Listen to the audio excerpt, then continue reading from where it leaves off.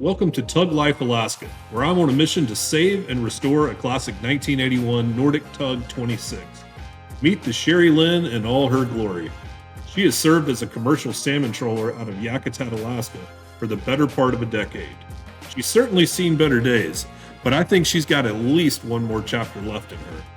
Hey everyone, I'm Ryan, and I live in Seward, Alaska on the shores of Resurrection Bay. The location is very fitting for this new adventure where I plan to resurrect the old girl and bring her back to life right here in my own workshop. I'm a carpenter and general contractor, so I'm hoping many of the skills I've learned fixing up old houses will transfer to what is easily the biggest boat project I've ever attempted. Welcome to the first episode of Tug Life Alaska, a restoration and rebirth.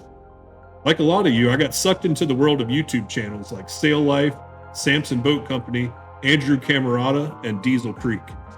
Watching them tackle projects that seemed impossible has given me the itch to get my own hands dirty, and that led me here. I've been a big fan of Nordic Tugs for their classic design, fuel efficiency, and robust construction. Everyone I talk to who has owned a Nordic Tug speaks highly of them. Many owners only sell their tug to move up or down in size depending on their needs. I discovered the Sherry Lynn on Facebook Marketplace about a year ago and was immediately drawn to this unique version of the Nordic Tug. The vast majority of the Nordic Tug fleet have an extended deck house that allows room for a galley and salon. From the 26-foot tug like Sherry Lynn, all the way up to the 54-foot flagship model, Nordic Tugs have all shared a similar design since the early days dating back to 1979. The additional amenities and increased cabin size means much less deck space at the rear of the boat.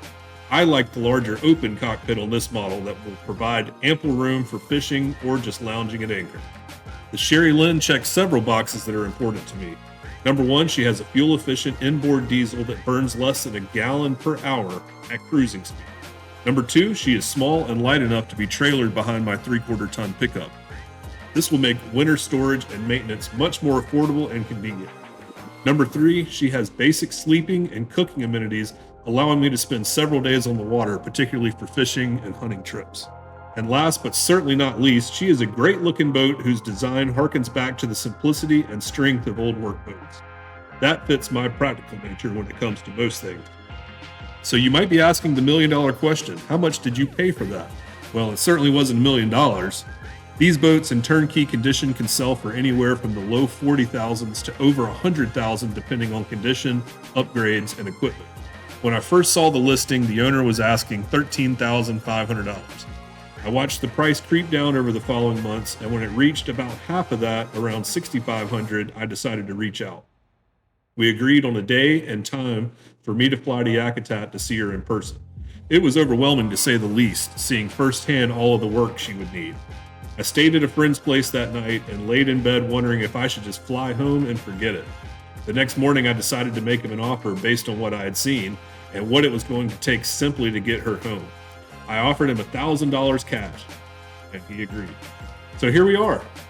I own a boat that needs to be driven about 300 miles to get her home. She needs a complete refit, which at the moment seems like it could be the easiest part of the journey. I hope you'll follow along as I endeavor to save and refit the Sherry Lynn. Be sure to like, subscribe, and share the channel. Thanks for watching.